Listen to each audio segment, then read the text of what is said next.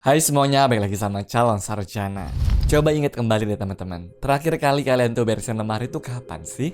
Ada nggak tumpukan baju yang sudah bosan kamu pakai ini? Lalu dengan perasaan lega dan juga sedikit bangga, kamu masukin tuh buat dikirim ke kantong donasi. Rasanya baik kan? Seolah baju itu tuh akan pindah ke tangan orang yang lebih membutuhkan. Nah, tapi kenyataannya guys, sering banget jauh daripada itu loh. Iya, karena sebagian besar baju yang kita donasikan ini tidak berakhir menghangatkan orang lain. Mereka justru memulai perjalanan ribuan kilometer untuk mati di tempat yang mungkin kamu tuh nggak pernah bayangkan sebelumnya loh. Selamat datang di Kantamanto di Accra, ibu kota Ghana, salah satu pasar baju bekas terbesar di dunia. Di sini sekitar 15 juta potong pakaian itu bakal datang setiap minggu, di mana sebagian besarnya itu dari Amerika, dari Inggris, Eropa, dan juga Cina. Nah, saking banyaknya baju bekas dari orang asing yang menumpuk, warga lokal pun juga sampai punya julukan untuk barang kiriman ini, yaitu adalah Obroni Wawu, yang mana artinya adalah kurang lebih seperti ini: baju orang kulit putih yang sudah mati.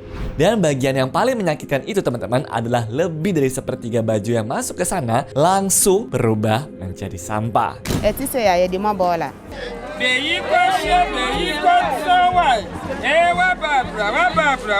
Mereka menumpuk menjadi gunung, menyumbat selokan, mengotori pantai, atau bahkan hanyut sampai ke dasar laut. Dan awal tahun 2025, situasinya pun juga semakin tragis ya. Pada 1 Januari 2025, kebakaran besar melanda Kantamanto dan menghanguskan sebagian besar pasar di sana. Menurut laporan dari CNN, bencana itu menghancurkan penghidupan lebih dari 10.000 pedagang dalam semalam. Jadi muncul satu pertanyaan besar nih guys. Bagaimana bisa baju yang tadinya kamu lipat rapi di kamar kok malah berakhir di gunungan sampah yang terbakar di Afrika Barat? Nah, jawabannya ada pada satu istilah yang mungkin sudah sering kamu dengar, yaitu fast fashion. Fast fashion itu tau nggak apa? Fast fashion itu teman-teman adalah model bisnis yang bikin baju itu mengikuti tren secepat kilat, di mana dijualnya juga dengan harga yang semurah mungkin ya. Desainnya pun juga sering banget meniru merek besar dunia tuh. Terus bahannya murah dan tujuannya itu bukan buat supaya awet, tapi supaya cepet dibeli dan juga cepet diganti. Nah, di era digital seperti ini pun juga sebuah dress itu bisa dijualnya hanya beberapa ratus ribu teman-teman. Lalu dipakainya cuma sekali untuk satu video TikTok atau datang ke satu acara, kemudian berujung numpuk tuh di lemari dan juga dilupakan begitu saja. Nah, di era digital ini, kebiasaan itu ternyata diam-diam lagi menghancurkan planet kita loh. Menurut data industri yang gue research nih, platform fast fashion di zaman sekarang itu gilanya minta ampun. Mereka sanggup meluncurkan lebih dari 1 juta model baju baru dalam setahun. Waktu yang dibutuhkan dari proses desain sampai bajunya ada di tangan kalian itu pun juga kurang dari 2 minggu. Kecepatan yang nyaris nggak masuk akal kan? Dan efek perusakan teman-teman sangat-sangat nyata tuh. Sebuah baju sekarang rata-rata dipakainya sekitar 36% lebih sedikit dibandingkan 15 tahun lalu sebelum akhirnya dibuang. Padahal kualitasnya sering banget buruknya tuh teman-teman, sampai-sampai tuh rusak hanya setelah beberapa kali dicuci kan? Yang lebih mengejutkan lagi nih, dari seluruh pakaian bekas di dunia, kurang dari 1% saja yang sungguh didaur ulang menjadi baju baru. Jadi kalau selama ini kalian tuh mikir, nanti juga pasti didaur ulang. Nah, kenyataannya teman-teman hampir pasti tidak ya. Belum lagi, setiap kali baju berbahan sintetis dicuci, ada ratusan ribu serat mikro yang terlepas ke air dan pada akhirnya ikut mencemari laut sebagai mikroplastik. Dan kalau bicara soal iklim nih, industri fashion itu diperkirakan menyumbang sekitar 10% emisi karbon dunia atau lebih besar daripada gabungan seluruh penerbangan internasional dan pengiriman barang lewat laut loh. Lalu pertanyaannya, gimana ceritanya coba baju donasi yang niat itu buat amal ini malah nyasar tuh menjadi gunung sampah di negara miskin seperti Ghana? Alurnya ternyata sekejam ini teman-teman. Di negara maju, baju yang nggak laku nih di toko amal akan dijual tuh dalam jumlah besar ke perusahaan pengekspor. Dari sana bajunya tuh dikirim ke berbagai pusat penyortiran di negara seperti Pakistan, India, ataupun Dubai. Nantinya baju yang masih bagus tuh bakal dijual terpisah, sedangkan sisanya gimana? Dibungkus jadi bal-bal raksasa dan dibuang ke Afrika.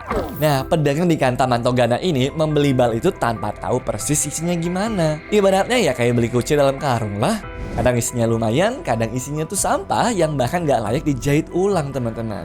Dan pada akhirnya mereka lah yang menanggung ruginya. Bahkan para kuli angkut di sana yang kebanyakan tuh diantaranya adalah perempuan, sampai harus memanggul bal seberat puluhan kilogram ini di atas kepala, terus jalan berkilo-kilometer setiap harinya juga. Miris banget kan keadaannya. Sekarang guys, para pedagang di sana pun juga semakin terjepit tuh.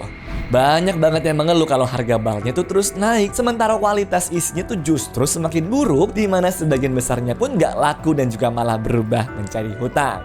Seorang menjahit di sana juga sempat berkata pahit tuh, kira-kira seperti ini bunyinya. Siapa yang pernah kaya sih dari menjual sampah? Nusuk gak tuh di hati? Nah, di sini pun mungkin kalian tuh mikir, kenapa nggak didaur ulang aja semuanya? Masalahnya teman-teman, mendaur ulang tekstil itu sangat sulit dan juga mahal. Apalagi bahan campuran sintetis yang menjadi ciri khas fast fashion zaman sekarang ya. Kalau dipaksa daur ulang nih teman-teman, biasanya bajunya itu cuma dicaca menjadi isian kasur, peredam mobil, ataupun kain lap doang.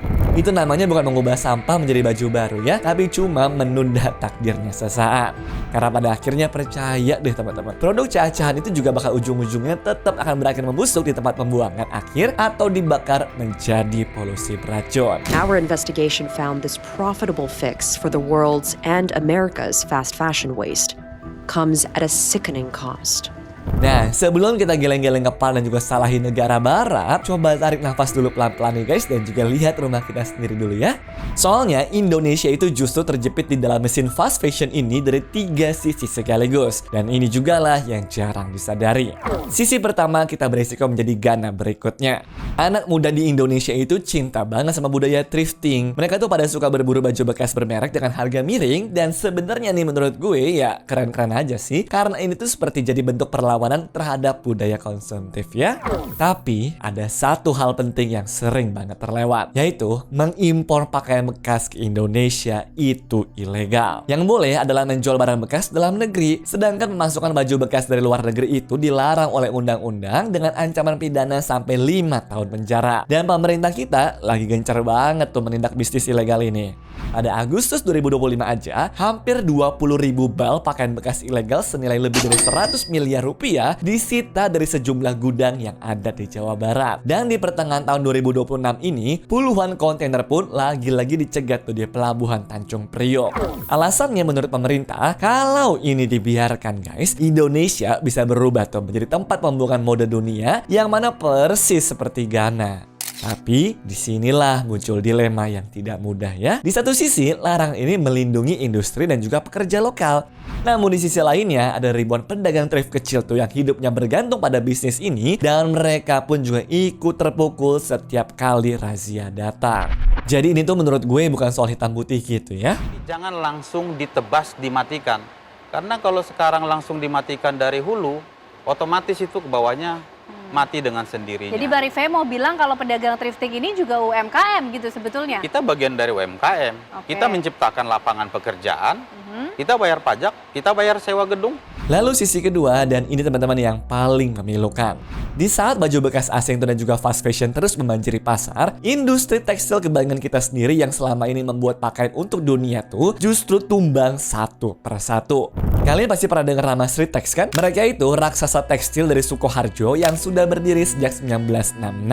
Perusahaan ini begitu hebat teman-teman tuh, sampai-sampai pernah memproduksi seragam militer untuk sekitar 35 negara dan juga mengekspor kain ke ratusan negara. Tapi apa yang terjadi? Pada Maret 2025 lalu, Sritex resmi tutup tuh setelah dinyatakan pilot dan lebih dari 11.000 karyawannya kehilangan pekerjaan seketika. Sritex pernah menjadi salah satu perusahaan tekstil dan garmen terbesar di Indonesia sebelum akhirnya resmi berhenti beroperasi per Sabtu 1 Maret 2025. Dan masalahnya, Sritex ini nggak sendirian. Sepanjang 2025, beberapa pabrik tekstil lain tuh ikut berguguran dan menyeret ribuan pekerja lain ke dalam gelombang PHK. Salah satu biang kerok terbesarnya tahu nggak apa? Gempuran produk murah dari luar, termasuk baju fast fashion dan juga pakaian bekas tundupan, yang bikin produk lokal kita mati kutu tidak bisa bersaing. Lalu, masuk ke sisi ketiga nih teman-teman. Dan jujur saja, kita semua ikut menjadi pelakunya ya. Kita-kita ini guys adalah konsumen fast fashion yang sangat rakus sih. Lewat kemudahan marketplace dan juga keracunan live shopping, baju super murah itu bisa sampai ke depan pintu rumah kita cuma dalam hitungan hari saja kan? Dan tumpukan baju yang cepat rusak itu akhirnya apa? Ya cuma nambah beban sampah kita sendiri.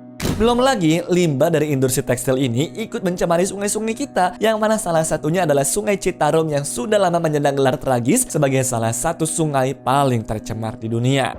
Jadi pada akhirnya guys, di dalam pusaran mesin fast fashion ini, kita tuh berdiri di posisi yang sangat rumit sih. Kita ini korbannya, tapi kita juga pasarnya, dan kita pula lah yang ikut menciptakan sampahnya itu.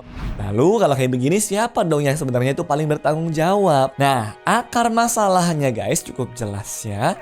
Produksi pabrik yang terlalu barbar dan juga nafsu konsumsi kita yang terlalu cepat. Beberapa negara maju pun juga sebenarnya sudah mulai menekan masalah ini langsung dari hulunya ya. Prancis misalnya, pada tahun 2025 kemarin mereka tuh mengesahkan undang-undang yang secara khusus menggebuk merek fast fashion raksasa seperti Shein dan juga Temu.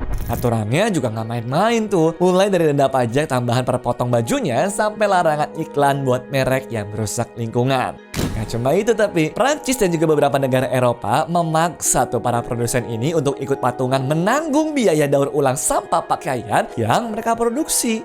Sementara di Indonesia gimana? Ya sejauh ini sih guys, langkah utama kita tuh masih mentok di urusan memberantas impor ilegal saja ya. Padahal selama demand ataupun permintaan barang murah dari kita itu masih sangat tinggi, ya celah penyelundupannya jelas akan selalu terbuka lebar ya.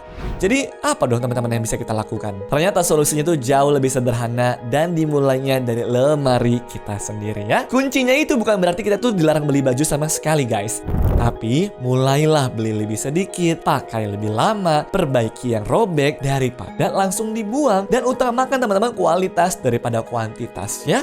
Kalau kalian nih memang suka barang bekas, thrifting barang lokal itu 100% sah secara hukum dan juga justru sangat membantu memperpanjang umur pakaian kok. Dan sebelum kalian nih kalap check out baju baru, coba deh tanya satu hal sederhana ini ke diri kalian sendiri. Apakah gue tuh bakal pakai baju ini setidaknya 30 kali? Kalau kalian ragu, berarti kalian tuh nggak butuh baju itu teman-teman. Dan kalau bisa, dukung ya produk lokal, karena di baliknya itu ada ribuan pekerja yang sedang berusaha bertahan hidup teman-teman. Karena pada akhirnya harga sebenarnya dari sebuah kaos yang seharga 50.000 itu tidak berhentinya di struk belanja saja. Harga aslinya dibayar di tempat lain. Contohnya di gunung sampah yang terbakar di Accra, lalu nasib ribuan karyawan yang terkena PHK di Sukoharjo, dan di sungai yang perlahan berubah warna yang mematikan padahal tidak jauh dari rumah kita sendiri. Baju itu ya memang mungkin terasanya murah bagi kalian, tapi sebenarnya sangat mahal bagi planet dan juga bagi orang-orang yang tidak pernah kita lihat ya. Nah sekarang gue penasaran deh dengan kalian. Coba cek lemari teman-teman sebentar. Kira-kira ada berapa potong baju tuh yang cuma kalian pakai sekali ataupun 2 kali lalu terlupakan begitu saja? Coba ceritain jujur ya di kolom komentar teman-teman. Dan kalau kalian nih punya tips merawat baju biar awet, share juga dong guys ke gue biar kita semua juga bisa belajar sama-sama ya. Segitu aja teman-teman video untuk hari ini. Sampai jumpa lagi di video-video selanjutnya. Bye-bye. Anyways, cukup sampai di sini ya guys video hari ini. Sampai jumpa di video selanjutnya. Dah.